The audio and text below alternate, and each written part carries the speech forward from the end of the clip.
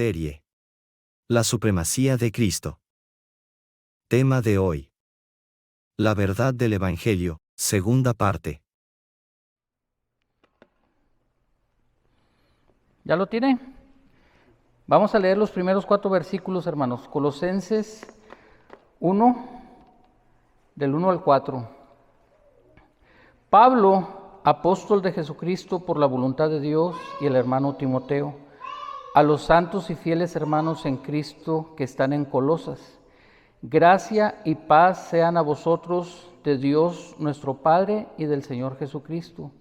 Siempre orando por vosotros, dando gracias a Dios, Padre de nuestro Señor Jesucristo, habiendo oído de vuestra fe en Cristo Jesús y del amor que tenéis a todos los santos. Vamos a orar. Inclinen su rostro. Señor, te damos gracias por la bendición de tu palabra esta noche. Gracias, Señor, porque nos permitiste llegar hasta este momento, en este día, porque en tu gracia, en tu amor, en tu favor y en tu misericordia, Señor, hemos reposado y hemos visto tu fidelidad, Señor, en nuestras vidas. Yo te pido en esta tarde, Señor, que tú bendigas la palabra que va a ser expuesta, Señor, que prepares la mente y los corazones de mis hermanos, Dios, para que ellos puedan recibir la buena semilla. Yo me pongo en tus manos en esta tarde, Señor, como un instrumento más, que eso es lo que soy en tus manos, Señor, para bendición de tu pueblo. En el nombre de Cristo Jesús. Amén. Ocupe su lugar. Mire, estamos llevando un estudio acerca de sobre la carta a los Colosenses. Esta carta, como lo decía la semana pasada, trata acerca de la supremacía de Cristo, ¿ok? Y le voy a pedir que me tenga un poco de paciencia si somos recurrentes en los textos y en algunos temas, ¿ok? Porque así lo maneja la Escritura. Y si usted se fija, volvimos a tocar los primeros dos textos de la semana pasada y solo agregamos otros 2 más. Y vamos a tratar de ir desenvolviendo lo que Pablo está tratando de escribirle a los colosenses. Amén. La Escritura, hermanos, se refiere al Evangelio de diversas maneras, es decir, a la predicación del Evangelio. Por decir, en Hechos 20:24 se refiere a la predicación del Evangelio como el Evangelio de la gracia.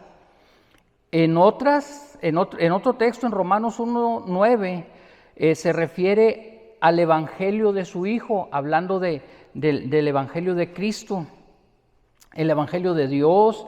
En 1 Corintios 9:12, el Evangelio de la gloria de Cristo. En 2 Corintios 4:4, el Evangelio de la paz en Efesios 6:15 y el Evangelio eterno en Apocalipsis 14:9. Pero hay un par de términos, hermanos, en los que yo me quiero apoyar en esta noche para desarrollar parte del tema que traigo aquí. Y es que en Colosenses 1:15, 1:5, se le llama al Evangelio como la palabra verdadera. ¿Ok? Este término, hermanos, de la palabra verdadera o la palabra de verdad en Efesios 1:13, estos 2 términos, hermanos, hablan acerca de la verdad del Evangelio. Es decir, que estas palabras resaltan, hermanos, la veracidad de lo que Dios ha dicho a través de su Hijo y a través de todos los que nos dejaron este legado que tenemos como la Escritura. ¿Ok? Y esto es importante que usted lo tome en cuenta para el desarrollo de todo lo que vamos a ver, si Dios me da de su gracia y así permite Dios que pase. Que usted pueda ver, que podamos entender la supremacía de Cristo en cuanto a lo que Él dice. Cómo se va a sorprender cómo se contrapone contra muchas de nuestras ideas que se han metido a la iglesia, que vienen del mundo. ¿Ok? Entonces, aunque algunas personas, hermanos, utilizan con mucha ligereza el Evangelio y no le dan el debido respeto, y no le dan, y lo digo porque no predican realmente el Evangelio, no le dan la importancia que debe tener. Mire, yo soy de la creencia que si no se predica doctrina en la iglesia, entonces ¿qué estamos predicando? Y usted dirá, no hermano, eso lo de la doctrina es para la teología. No hay doctrina sin teología, y usted no puede vivir una vida cristiana si no ha sido adoctrinado, si no ha sido enseñado, si no ha sido su mente transformada a través del conocimiento de la palabra de Dios. Por eso la importancia de predicar la verdad del Evangelio. ¿Ok? Entonces, en términos así muy simples, hermanos, las buenas nuevas del Evangelio consiste en la victoria de Jesús sobre Satanás, el pecado y la muerte. Si no se goza usted con eso, yo no sé con qué se vaya a gozar, pero trata de eso. Le voy a decir porque es la victoria de Jesús sobre Satanás, sobre el pecado y sobre la muerte. Y para todo aquel que cree en Él, ¿qué cree? Con Cristo somos más que victoriosos. Él me ha dado la victoria sobre Satanás, sobre el pecado y sobre la muerte. Es por eso que debemos predicar siempre la verdad del Evangelio, hermanos. ¿Ok? Primera de Corintios, hermanos, 15, del 1 al 4. Si quiere, búsquelo, si no está bien, se lo voy a leer. Da un breve resumen de lo que es el contenido histórico, por decirlo de alguna manera, del Evangelio. Se lo voy a leer. Primera de Corintios 15, del 1 al 4. Mire lo que dice. Además os declaro, hermanos, el Evangelio, si quiere subraya esa palabra, que os he predicado. ¿Qué les predicaba Pablo? El Evangelio. No les predicaba otra cosa. Que os he predicado, el cual también recibisteis, porque hay que recibirlo, hermanos, porque mire, usted se puede venir a sentar a la banca aquí y salir igual o peor de como vino. Porque alguien le había dicho al hermano que estaba predicando cómo andaba yo y por eso dijo todo lo que dijo. Y no recibe de parte de Dios. ¿Sí? Dice, el cual también recibisteis, en el cual también perseveráis, por el cual asimismo, fíjese bien, si retenéis la palabra que os he predicado, sois salvos. Si no creísteis en vano, porque primeramente os he enseñado lo que asimismo recibí, y aquí está la verdad histórica del Evangelio, que Cristo murió por nuestros pecados conforme a las Escrituras, y que fue sepultado y resucitado al tercer día conforme a las Escrituras. Esto de predicar el Evangelio, hermanos, de hablarle a la gente de Jesús, es decirle todo lo que se había dicho en el pasado, se hizo realidad en Cristo. Pablo nos lo está mostrando aquí en este pasaje.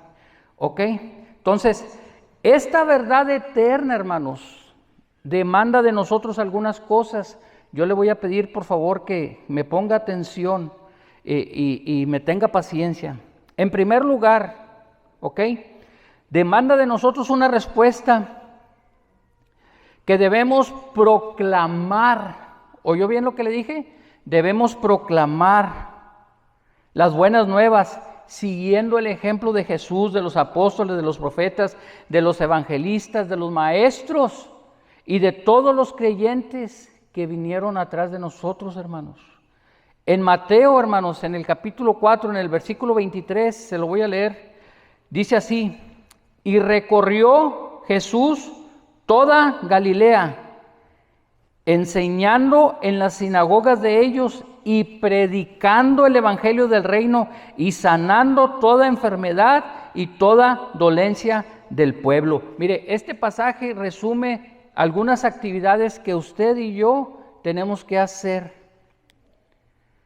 ¿Cuándo fue la última vez que salió a predicarle a alguien? No, ni de un escritorio a otro así. No. Es importante, hermano, lo que le estoy diciendo. Es algo serio.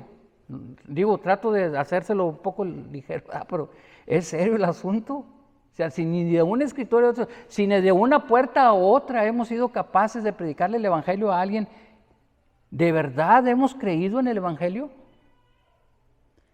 ¿De verdad hemos sopesado lo que Cristo hizo por usted y por mí en la cruz del Calvario? ¿Tenemos agradecimiento por el perdón de los pecados, por su sangre vertida en la cruz? Pablo estaba agradecido con Dios por la fe que había visto en los creyentes de Colosas, y ahorita le voy a hablar acerca de eso. Ok, ¿qué más? En segundo lugar, debemos defender la verdad del Evangelio. Se lo voy a volver a decir, porque mire, hay muchos cristianos que son muy románticos, ¿sí? Que dicen que el Evangelio o la Escritura no es para contender. Y mire, yo creo eso. Yo sí creo eso, ¿verdad? Porque en el tiempo que yo tengo de enseñar todo eso, desafortunadamente me he enfrentado, porque así ha pasado, con gente muy contenciosa y peleonera, y lo más triste es que muchas veces, la verdad, argumentan pues muy mal, ¿verdad? Sus argumentos son muy pobres y simplemente están parados en cosas que ellos creen. Entonces, el Evangelio, hermanos, escuche bien lo que le voy a decir, porque la gente dice, no, es que no debes pelear. No, yo generalmente cuando vienen y me hacen preguntas y quieren saber, yo le digo, ¿quiere que le conteste o quiere discutir? Porque si quiere discutir, se equivocó de persona. Ya, la verdad, ya esa etapa hace mucho que lo dejé. No, si usted quiere, le puedo decir, le voy a decir por qué yo creo esto, por qué estoy firme en este creer. Yo le puedo decir, si usted quiere creer o no, bueno, ya es asunto suyo, ¿verdad? Pero así como para contendernos. Pero el Evangelio, hermanos, escuche bien, el Evangelio de Jesucristo es agresivo por naturaleza. Y usted dirá, no, hermano, si Cristo es Dios, es amor. No, espéreme. Si alguien viene y me dice, no, mira, es que te tienes que ir de rodillas hasta Zapopan con un nopal, no, Cristo ya hizo todo por mí. No, que santo, quién sea que, no, un solo Dios y un solo mediador, es el único que tengo ahí. ¿Es agresivo o no? Pues es que le estoy diciendo la verdad del Evangelio. Sí, me estoy explicando, ¿verdad? Entonces, nosotros, hermanos, dice Pablo en Filipenses 1:17 que debemos estar prestos para defender el Evangelio. Debemos estar prestos para eso. Mire, hace tiempo me pasó en un restaurante aquí, una persona estaba ahí, en ese entonces estábamos dando las clases acá, y eran unos pastores, y estaba una persona ahí y les estaba cobrando. Le estaba poniendo un precio para ir a enseñar a la iglesia, que porque tenía maestría y que 15, todo un rollo. Y yo, la verdad, me molesté bastante y me iba a parar, nomás que estaba con mi señora y no me dejó. Ay, hermano, qué mandilón. No, pues es que yo, la verdad, me iba a parar y le decía, ¿sabe qué, hermano? Si ocupa, yo le echo la mano, no le pague a porque el evangelio no se vende. Lo que Dios me ha dado a mí ha sido de su gracia y yo lo debo dar de gracia. Eso es lo que enseña la Escritura. Yo no soy lo que soy por lo que yo soy, es por lo que Él es en mi vida. Si algo se me ha revelado no es porque yo, es porque Él ha querido. Si algo he aprendido, Él me lo ha enseñado. Si algo he dicho, Él me ha mandado y me ha dicho qué decir. Entonces, nosotros, hermanos, debemos estar prestos siempre a defender el Evangelio. Cuando alguien le pregunte a usted, ¿por qué es esto? ¿Por qué es lo otro? ¿Por qué se porta así? ¿Por qué no va aquí? ¿Por qué no va allá? Porque yo soy cristiano. Y la Biblia dice esto. Nosotros debemos estar siempre listos para defender en lo que hemos creído, hermanos. Ahorita vamos a ver un poquito más de eso. En tercer lugar, debemos trabajar con diligencia en la difusión del Evangelio. Debemos buscar siempre cómo llegar a otros. Ya le hablé de manera personal. Ahora nosotros como congregación, ¿cómo vamos a llegar a otros? ¿Cómo vamos a llegar a otros? ¿Cómo? ¿Qué voy a hacer para llegar a otros? Mire, esto que usted ve que yo grabo aquí, yo lo pongo en la página, de ahí que corra. Así. Y que Dios alcance al que tenga ahí con eso. porque hasta ahí me alcanza a mí, esas son las posibilidades hasta las que Dios me ha dado.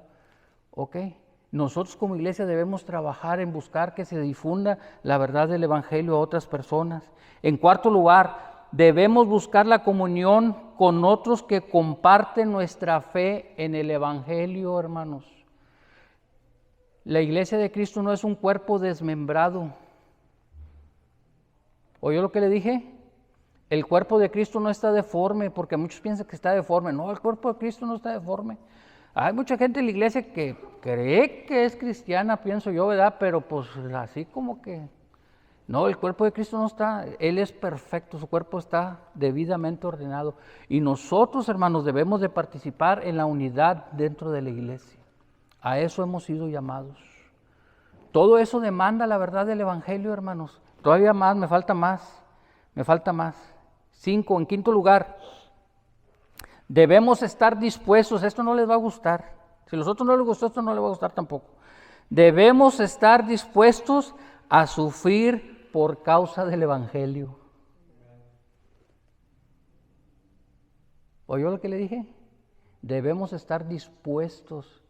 No, la gente apenas le viene una prueba y ya no quieren venir a la iglesia. No, ¿para qué voy a la iglesia? Si yendo a la iglesia, mira cómo me va.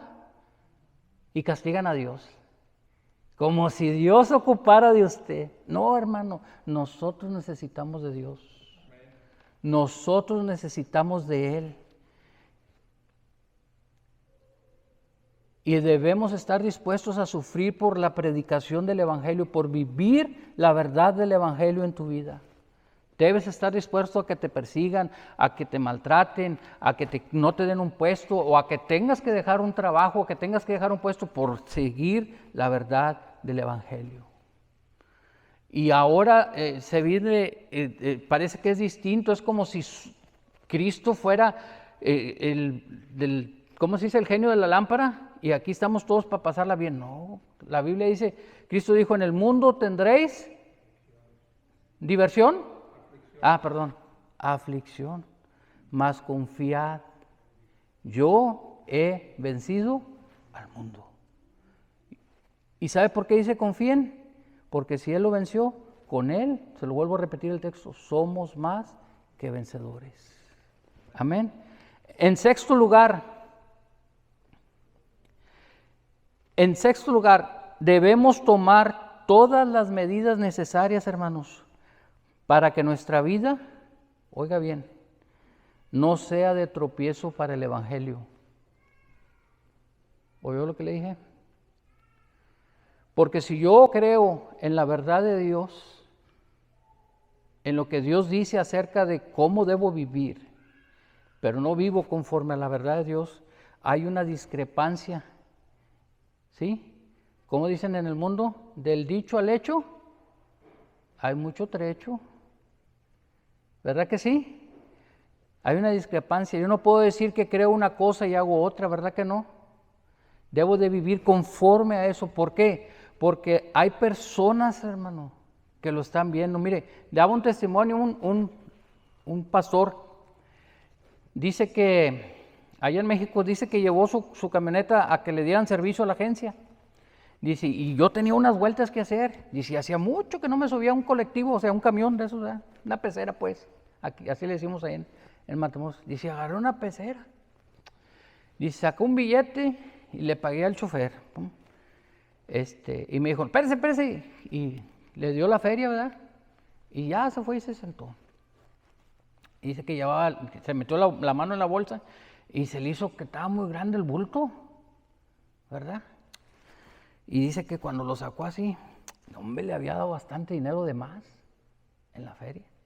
Dice, no, pues yo seguí el camino hasta donde se iba a bajar y ya pidió la bajada y ya se remó con el chofer. Le dijo, oiga, fíjese que yo le pagué con un billete tanto y no, pues usted me dio bastante dinero, tenga, ahí está la feria. Ese dinero no es mío. Dijo, mire, cuando yo lo vi que estaba ahí en la esquina, esperando que pasara yo, lo conocí. Dijo, es el pastor fulano de tal, ese predica. Dijo, ahorita lo voy a probar. Y dice, hermano, fíjese, el pastor se molestó, le dijo, no andes haciendo eso, dijo, porque si yo no reviso, Yo me echo la feria y confío en que tú me dices la feria bien, me bajo y me voy. Dijo, ahorita, bueno, lo chequé. Dijo, no, dijo, pues yo quiero probar si es cierto que usted predica, que vive lo que predica. Dijo, bueno, y ahora ya sé que sí, dijo. Debemos tomar acciones, hermanos, para que tu vida y mi vida no le estorben a otros a venir a los pies de Cristo. Eso demanda la verdad del Evangelio de cualquier creyente, que viva una vida ordenada de acuerdo a lo que Dios enseña. De eso vamos a ir hablando más adelante. En séptimo lugar, nunca debemos avergonzarnos del Evangelio. Pablo dijo en Romanos 1:16, porque no me avergüenzo del Evangelio, porque es poder de Dios para salvación a todo aquel que cree, al judío primeramente y al griego. ¿A usted le da vergüenza ser cristiano, hermano? Yo no me avergüenzo de ser cristiano. No me avergüenzo, hermano, porque Dios ha hecho mucho por mí. Le debo mucho a mi Señor. Mucho, hermanos. Dios ha sido más que bueno conmigo. Más que bueno. A pesar de todas las situaciones que he estado pasando y que todavía a lo mejor me faltan por pasar. Dios es fiel. Amén. Y en último lugar, pero nomás de este punto todavía no acabo, no se emocione. Debemos saber que el Evangelio nos brinda todo el poder que necesitamos de parte de Dios. ¿Sabía usted eso, hermanos? No hay necesidad de agregarle nada al Evangelio. Cuando usted quiera ir a predicarle a alguien, hermano, no se complique. Háblele la Biblia. Cuando yo, siempre que voy a predicar, los que ya han estado conmigo ahí, siempre la Biblia, pues, es que les tengo que hablar acerca de la verdad del Evangelio, todo lo que está en la Escritura. Una vez una persona me dijo, no, hermano, no me gusta venir con usted, porque nomás sea pura Biblia. Pues, ¿qué quiere que le lea el libro del Mormón o qué? Pues, ¿de qué quiere que le hable? Pues le voy a hablar de la Escritura. Eso es lo que Dios me mandó a predicar, la Escritura. Entonces nosotros, hermanos, si queremos alcanzar a las personas, no son estrategias humanas, no son esfuerzos míos, no, el poder viene de la palabra de Dios. Es solo con la palabra de Dios con la que vamos a alcanzar a las personas. ¿Ok? Entonces vamos a seguir avanzando. Mire, después de esos dos primeros versículos de la introducción, en los versículos del 3 al 8, pero nomás leímos hasta el 4, en los versículos del 3 al 8, Pablo habla de 7 aspectos que tiene el Evangelio, aparte de los 7 que le acabo de leer, sí, otros 7, nomás para que vean la profundidad de la palabra de Dios. El Evangelio se recibe por la fe, es uno de los puntos. Produce amor, permanece en la esperanza, alcanza al mundo, lleva fruto, está arraigado en la gracia de Dios y se anuncia entre las personas. Esos 7 aspectos, ¿ok? Entonces vamos a ver algunos aspectos de eso, ¿ok? Entonces mire, voy a retomar los primeros 2 versículos otra vez, espéreme, aguánteme, va a ser rapidito, ¿ok?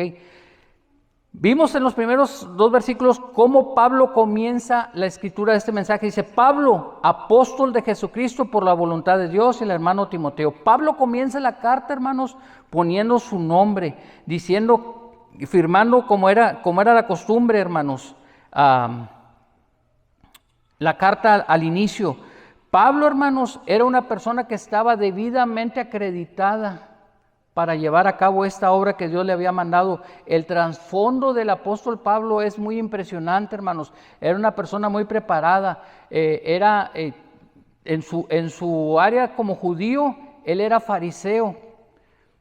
Para que usted me entienda, hermanos, pocas personas pertenecían a ese grupo y se caracterizaban por ser muy legalistas. Y Pablo era fariseo de fariseos, o sea, era muy estricto observador de la ley. Había sido instruido en las cuestiones del conocimiento de Dios por uno de los más grandes maestros que ha habido, Gamaliel. ¿Ok? Tenía doble nacionalidad, era hebreo y era romano, hermanos.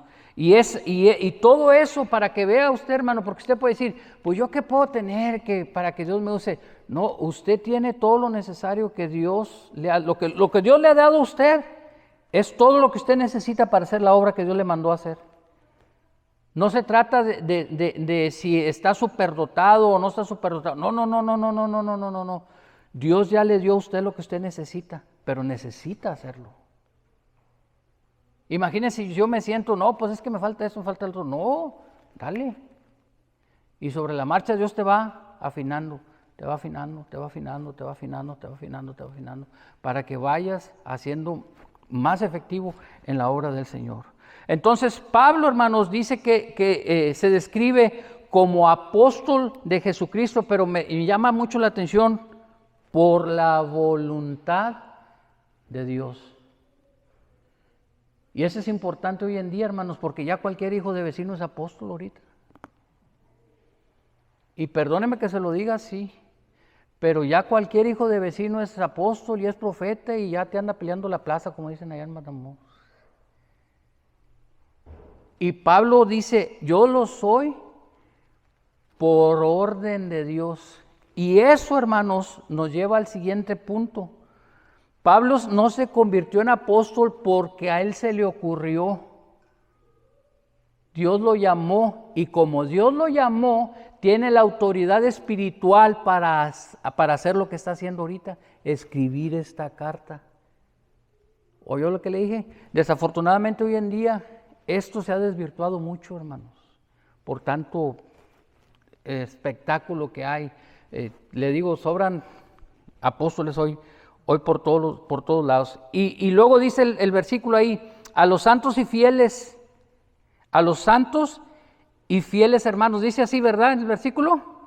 ¿Cuántos son santos aquí? ¿No? No, yo soy santo. Le voy a decir por qué usted no cree que sea santo, porque su concepto de santo sigue siendo católico. ¿Oyó lo que le dije? Mire, fíjese bien. Para ser un santo en Roma, se lo voy a explicar, a ver si, ¿sí? Haga cuenta que, no sé, allá no, San Pancho Pistolas, por decirle algo, ¿verdad? Era bien bueno, ¿verdad? Cuidaba de los animalitos y esto y lo que usted guste, todo, ¿verdad? Vivió una vida piadosa y todo. Y total, se murió, pum. Y luego empieza una investigación para la vida de él. Y no, pues fíjate que si era esto y lo otro. No, ¿sabes qué? Hay que hacerlo santo. Y ya le ponen su altarcito y toda la cosa y ya va la gente allá con San Pillín, ¿verdad? Allá los hacen santos. Pero aquí Cristo nos hace santos. Y es una diferencia muy grande, hermanos. Porque cuando Cristo no hace santo a usted, le da una posición de privilegio. Cuando Cristo hace santo a una persona, le da una posición de privilegio, porque tenemos acceso directamente a Dios para cualquier cosa. Pero hay algo que hace ahí a los santos y fieles hermanos, dice el versículo. Yo creo que esa distinción que hace Pablo, la manera en que compone la frase es quizás para hacer una separación entre aquellos que se habían mantenido fieles a la enseñanza que ellos habían recibido y los que habían abrazado las herejías que se habían metido a la iglesia. Pienso yo que Pablo está haciendo esa distinción. Algunos teólogos dicen que no, pero yo creo que sí estaba haciendo Pablo esa distinción. ¿Ok? Entonces, dentro de los puntos que le dije que tenía la verdad del Evangelio es que el Evangelio se recibe por fe. Mire lo que hizo los versículos 3 y 4 de Colosenses 1, 3 y 4. Siempre orando por vosotros, damos gracias a Dios, Padre de nuestro Señor Jesucristo. ¿Qué era lo que hacía Pablo por los colosenses, hermanos? Siempre los tenía presentes en la oración. ¿Usted ora por la iglesia local? ¿Por esta? Y por la iglesia en general. Mire, cuando yo estoy en mi rutina de la oración, yo tengo un problema y a mí se me agudizó un poquito más porque a mí me ha dado 3 veces COVID. Me dio la primera cepa y la segunda cepa y la tercera cepa y ahorita cepa la bola sin qué tantas, ¿verdad? Pero 3 veces y me he visto malo. Y ha afectado un poquito mi memoria, se lo digo. Me cuesta un poquito más de trabajo retener y soy muy malo para los nombres. Y para las fechas también, si no, pregúntale a mi esposa. Soy malo para eso y ahora pues peor quedó el asunto. Pero ¿sabe qué? De los que sí me acuerdo, digo, Señor, fulano, perengano, la hermana, el otro, el matrimonio el matrimonio el otro. Y luego, Señor, la hermana que se sienta allá en la esquina, no sé cómo se llama, pero y la hermana otra que viene acá y la que trae unos chiquillos ahí, que ya así. Yo trato, o sea, no, pues no los conozco a todos, pero como dice Manrique, me voy banca por banca. El que se sienta acá y el que se sienta allá, el que se... Al cabo Dios sabe de quién le estoy hablando. ¿Sí me explico? Bueno, parte de su trabajo, hermano, y de mi trabajo es la intercesión por la iglesia. Y Pablo, hermanos, no dejaba de orar por la iglesia de Colosas, aunque no los conocía, Pablo no los conocía, solo sabía de la iglesia. Pablo ni fundó esta iglesia, fue otra persona la que lo fundó. Y hoy en día dicen, no, pues esas ovejas ni son mías. No, pues sí, yo bastante tengo con lo que traigo ahí. No, Pablo se preocupaba por la iglesia en general. ¿Ok? Este hábito, hermanos, debe ser parte de nuestro diario vivir. ¿Qué hacía? Le daba gracias a Dios. Pablo estaba lleno de gratitud por aquellas personas que habían oído y habían creído con una fe genuina. Ahora, aunque Pablo, fíjese bien, admiraba la fe de los colosenses, no elogia la fe de los colosenses primero, sino a Dios le da gracias por la fe que ellos recibieron, porque el evangelio se recibe por fe, pero la fe es un don de Dios, dice el libro de Efesios. Es Dios obrando en tu vida y en la mía para que podamos creer. ¿Ok? Entonces, mire, hablar de la fe, hermanos, le voy a leer lo que dice el versículo 4, mire, habiendo oído de vuestra fe en Cristo Jesús y del amor que tenéis a todos los santos. Ok, mire, le voy a hablar de un aspecto de la fe, hermanos, que poco se toca, porque se habla mucho de fe para sanidad, ¿verdad que sí? ¿Verdad que se habla mucho de fe para sanidad? Para un trabajo, para una casa, para un carro, para lo que es, infinidad de cosas, y no hay problema con eso, No, yo no tengo ningún problema con eso, para que no dicen, es que el hermano, no, yo no tengo ningún problema con eso. Pero hay otro aspecto de la fe, hermanos, que nunca se toca. Y Pablo habla aquí, junta la fe con el andar de la vida del creyente. Se lo voy a volver a decir. Pablo habla de la fe como un modo de vida del creyente. ¿Ok? La fe bíblica, hermanos, y el amor a las personas, oiga bien lo que le voy a decir, la fe bíblica y el amor a las personas no se pueden separar.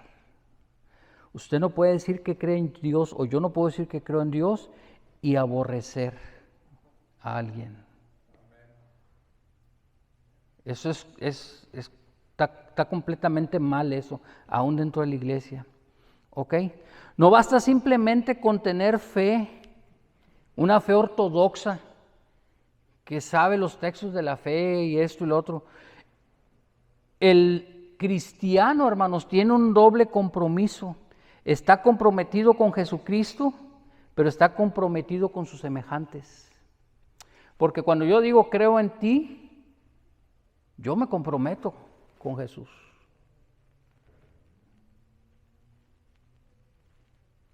Pero ese compromiso con Jesús me lleva a un segundo compromiso, que es un compromiso con mis semejantes, hermanos. ¿Ok? Mire, vaya conmigo a Santiago, en el capítulo 2. Vamos a leer unos versículos ahí. Ya mero acabo, hermanos. Santiago 2, los versículos del 14 al 20. Yo se los voy a leer en una versión un poco más moderna, que está más parafraseada. Es la Nueva Traducción Viviente. Mire cómo dice: amados hermanos, ¿de qué le sirve a uno decir que tiene fe si no lo demuestra con sus acciones? ¿Puede esa clase de fe salvar a alguien? Supóngase, dice esta versión, que ven a un hermano o a una hermana que no tiene qué comer ni con qué vestirse, y uno de ustedes le dice: adiós, que tengas un buen día, abrígate mucho y aliméntate bien, pero no le da ni alimento ni ropa. ¿Para qué sirve? Como pueden ver, la fe por sí sola no es suficiente, a menos que produzca buenas acciones. Está muerta y es inútil, dice esta versión. Ahora bien, alguien podrá argumentar: algunas personas tienen fe, otras buenas acciones, pero yo les digo, ¿cómo me mostrará su fe si no haces buenas acciones? Yo les mostraré mi fe con mis buenas acciones. Tú dices tener fe porque crees que hay un solo Dios. Bien hecho. Aún los demonios creen y tiemblan aterrorizados. ¡Qué tontería!, dice esta versión. ¿Acaso no te das cuenta que la fe sin buenas acciones es inútil? Hermanos, este es un llamado a poner en práctica nuestra fe. Lo voy a volver a decir, este es un llamado para volver a poner en práctica nuestra fe. No sirve de nada que yo sepa mucho de la Escritura y no pueda vivir la Escritura. Y parte de vivir la Escritura es mostrar el amor a otras personas. La fe genuina, hermanos, la fe genuina se demuestra a través del amor. Lo voy a volver a decir, la fe genuina se demuestra a través del amor. Escuche, todos aquellos que viven ligados, oiga bien, todos aquellos que viven ligados a los resentimientos, a las raíces de amargura que se van creando, a que no pueden perdonar esto, que no pueden perdonar otro, que no pueden perdonar aquello. Y hermano, deshágase de todo eso. Deshágase de todo eso, porque lo que le voy a leer ahorita no le va a gustar. Escuche bien, mire lo que dice Primera de Juan. Vaya conmigo a Primera de Juan. El capítulo 2 del 9 al 11.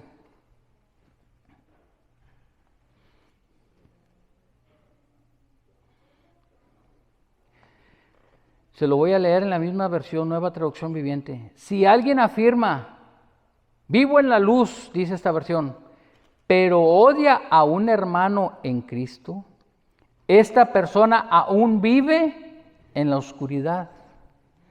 El que ama a su hermano vive en la luz y no hace que otros tropiecen. Pero el que odia a su hermano todavía vive y camina en la oscuridad. No sabe por dónde ir, pues la oscuridad lo ha cegado. ¿Conoce gente que lo ha cegado? El coraje, el odio. Mire, hermano, en lo personal, en mi vida personal, ya olvidé ahorita ahora ya que ando en esto del ministerio y todo ese rollo, pasaron muchas cosas, hermano, en mi vida, y he padecido muchas cosas por causa de algunas personas que hicieron y deshicieron en la vida mía y la de mis hermanas. Y yo le doy gracias a Dios, hermanos, porque si yo no hubiera podido hacer a un lado eso, yo no podría estar aquí. Sería muy hipócrita, pero muy hipócrita. No tendría cara para hablarle de esto. Si hay algo en su corazón, necesita dejarlo en las manos de Dios.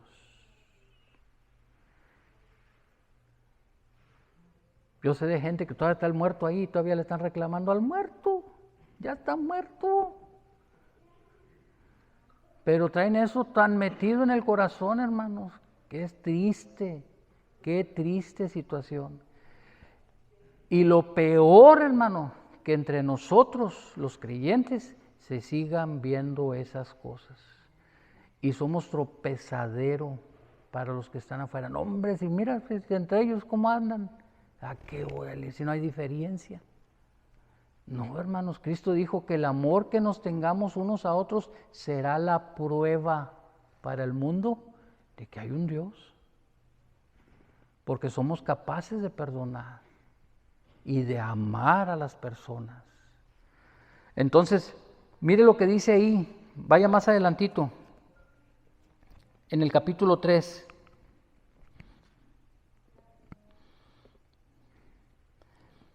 Mire lo que dice ahí. Si amamos a nuestros hermanos en Cristo, eso demuestra el capítulo 3, los versículos 14 y 15, perdón. Si amamos a nuestros hermanos en Cristo, eso demuestra que hemos pasado de muerte a vida.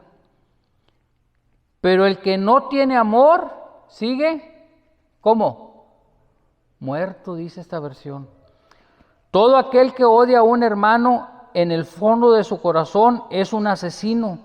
Y ustedes saben que ningún asesino tiene vida eterna. Escuche, hermanos, voy a tratar de avanzar al paso. Le pido otra vez que me tenga paciencia. ¿Usted conoce a alguien que esté en la cárcel porque le tenía coraje a su hermano? ¿Nomás porque le tenía coraje? ¿Conoce a alguien? No.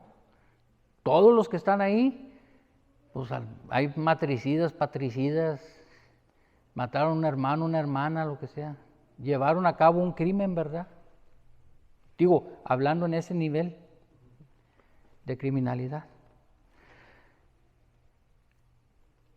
Cristo Jesús, hermanos, en Mateo, en el Sermón del Monte, se lo voy a leer, Mateo 5 del 21 al 22, lleva más allá, es lo que está haciendo el apóstol Juan aquí, lleva más allá, hermanos, el simple hecho de decir, no, pues le tengo coraje, pero como no para matarlo, no, espérate ahí. No, Cristo condena ese sentimiento. La Biblia condena y lo pone al mismo nivel de un asesino. Mira lo que dice Mateo 5 del 22 al 21. Han oído que a nuestros antepasados se les dijo, no asesinéis. Si cometéis asesinato, quedará sujeto a juicio. Pero, eso dicen ellos. Por eso les vuelvo a decir, esa carta es importante porque habla de la verdad del Evangelio. Pero no es lo que dicen ellos, es lo que digo yo, dice Cristo. Pero, ¿ha oído esa frase que dice, no hay pero que valga? Pues este pero sí vale, porque es de Cristo. Pero, yo les digo, aun si te enojas con alguien, quedarás sujeto a juicio. Perdónenme la palabra, pero así viene esta versión. Si llamas a alguien idiota, corres peligro de que te lleven ante el tribunal. Y si maldices a alguien, corres peligro de caer en los fuegos del infierno. ¿Le está dando Cristo el mismo nivel de un asesino al sentimiento? Porque antes de llegar al asesinato, hermanos, nacieron los sentimientos ahí. Y sin embargo, solo condenaban el acto de haber llevado a cabo un crimen. Pero Cristo dice, no, el problema es, eso que tú ves ahí, es el resultado de algo que está ahí en el corazón. Por eso Cristo condena eso, hermanos.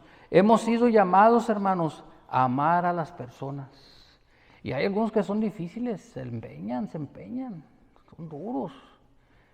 Pero Dios nos ha de dar de su gracia.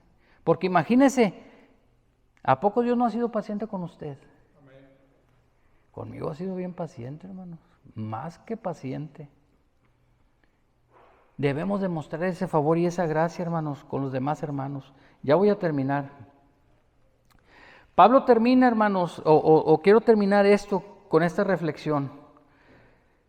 El amor de Cristo no solamente unió a los colosenses al cuerpo de Cristo, ¿ok? Sino que unió a los colosenses unos con otros. Y es el amor, hermanos, el que debe gobernar la iglesia. Porque cuando dejemos que el amor de Cristo gobierne nuestros corazones y Él tenga la supremacía en eso, tú, yo y cualquiera que venga a querer hacer cualquier cosa aquí dentro de la iglesia, va a ser de bendición para la iglesia. Hemos sido llamados, hermanos, a vivir en la verdad del Evangelio. No a decir que vivimos, a vivir lo que decimos. Y Pablo estaba agradecido con Dios porque los colosenses estaban mostrando esa fe que profesaban al amar a las personas, dentro y fuera de la iglesia. Póngase de pie.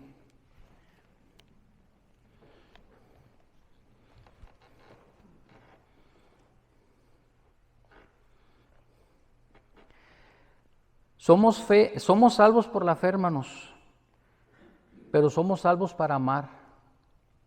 La fe salvadora auténtica es más que una convicción mental, es una transformación del corazón y de la mente de la persona. Amén. Inclinen su rostro, vamos a orar. Señor, te damos gracias por la bendición de tu palabra. Gracias, Señor, porque nos has permitido, Padre, seguir avanzando en esta enseñanza. Yo te pido, Señor, que tú bendigas la vida de mis hermanos que están aquí presentes, Dios. Yo te ruego, Padre, que examines nuestros corazones, Dios, y si hay ahí, Señor, alguna raíz de amargura, si aún queda, Señor, dentro de nosotros algún sentimiento contrario, Señor, contra alguien, yo te pido en esta tarde que tú nos perdones, Señor. Dejamos delante de ti, Dios, todo aquello que lejos, Señor, de unir a tu iglesia, Señor, la divide y la separa. Yo te pido, Padre, que nos ayudes a ser, Señor, verdaderos hijos tuyos, Padre, que por la fe, Señor, que nos ha sido dada, Señor, a través, Señor, de nuestro amado Hijo, Señor Jesucristo, que nos ha venido, Señor, a hablar, Señor, a mostrar tu amor, Señor, al morir en la cruz del Calvario. Yo te pido, Padre, en esta tarde, que tú nos ayudes, Dios, que tú nos bendigas, Padre, que tú nos des de tu gracia, Señor, y que tú nos perdones, Señor, si nos hemos equivocado y aún, Señor, tenemos resentimiento contra alguien. Te pido que bendigas la vida de mis hermanos, Dios, que están aquí presentes. Yo te pido, Señor, por las necesidades que ellos puedan tener en esta tarde, Señor, que tú vengas a obrar en su vida, Padre. Gracias, Señor, por tu palabra y te pido que nos sigas ayudando, Señor, a llevar a cabo este trabajo. En el nombre de Cristo Jesús. Amén. Dios los bendiga, hermanos.